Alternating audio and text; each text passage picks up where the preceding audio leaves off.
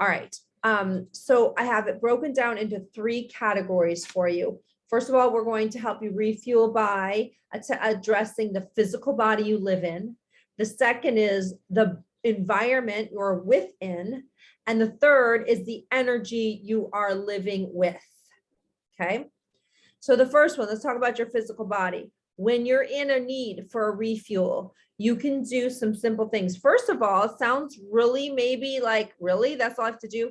If you take literally a 2-minute eye break, the eyes take in so much information and utilize so much energy because the brain behind the scenes is doing so much just to interpret sight. If you take a 2-minute eye break with breath, it's incredibly rejuvenating for your body. The second thing is, so you just literally just sit down, put your timer on, and everyone has 2 minutes. And I want you to do nasal breathing, because nasal breathing actually opens neural pathways to the brain that mouth breathing does not. Hit the diaphragm, which is where 70% of the oxygen lives. So you're reoxygenating your body intentionally, whereas most of us are shallow breathing or chest breathing. So you close your eyes, you breathe deeply, and hold your breath. So you'll breathe in essentially to a count of 5, hold it to a count of 20, and let it out by a straw or through the nasal passages for 10, emptying completely all that yucky carbon dioxide, and do it again. Now, while you're doing that, you might feel a tingling sensation. The meaning is everything. The meaning is I'm oxygenating. So don't get nervous. It's natural. And you're actually then going to access higher level of thinking once you open your eyes again. The other thing about when you're breathing, you could breathe in certain intentions, breathe in confidence, breathe out fear, breathe in love, breathe out frustration. Eye break.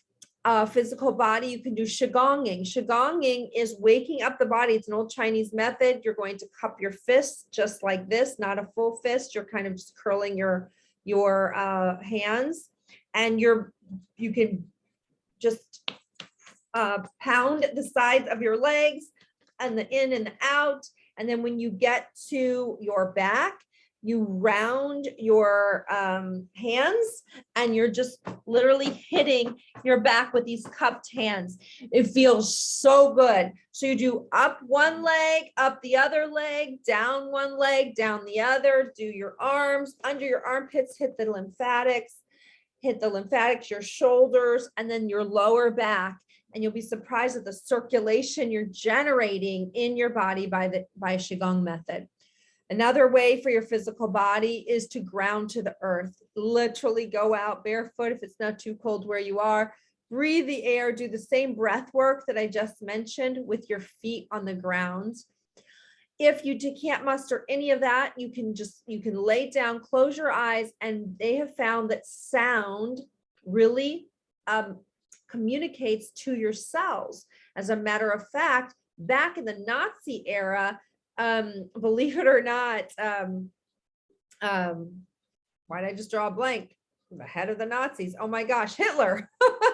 Hitler had them actually pass a law to change the beats of the music by just a little bit. They dialed from, I believe it was like 420 to 480 or something. And by just changing that binaural beats in the music we listen to today, it is physiologically been proven that it is stimulating anxiety in your system. Isn't that interesting?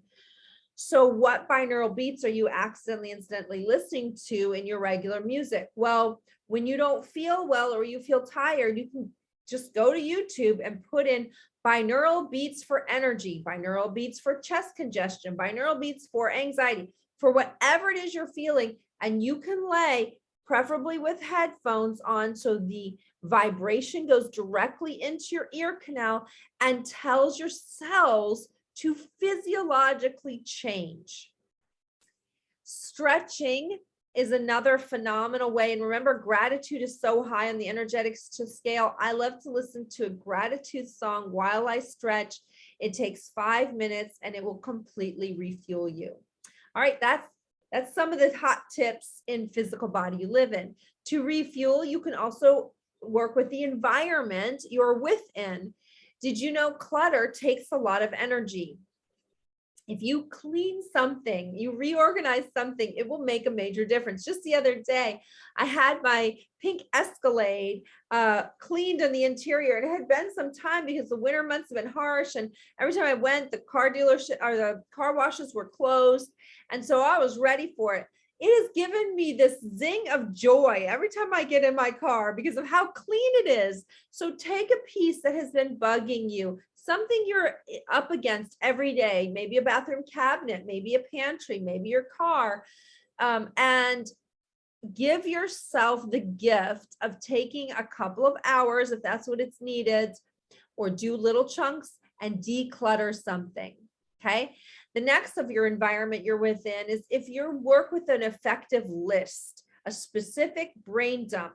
If you go to my YouTube channel, you can look for Roya Mattis brain dump, and it will show you how to effectively dump each category of your life so it stops spinning and using energy and preventing you from refueling. Keeping a piece of paper by your bedside is another hack. Not your phone. When thoughts come in your head, put it on the paper in the dark so you don't reawaken your ocular system telling you that it's daytime. No, just write it down and you'll have a more peaceful night's sleep. All right, let's finish it off with the energy within you. Okay, this is the underspoken about and really misunderstood part in society today. What is masculine and what is feminine energy? Do you guys know, especially in the US, we talk a lot about working with our emotions and challenges through the masculine format. That's by going and talking to a therapist, going and journaling. All those are amazing practices, but that's all of the mind, okay? The feminine body is most refueled through the body. Your feminine energy is undertapped, especially if you are an achievement mindset woman. You have been, unfortunately, like I was, taught to put on a masculine mask. I got to get it done. I got to handle it. They're not going to handle it. I'm going to have to handle it. You got to keep yourself safe if somebody else is not keeping you feeling safe on a deep level.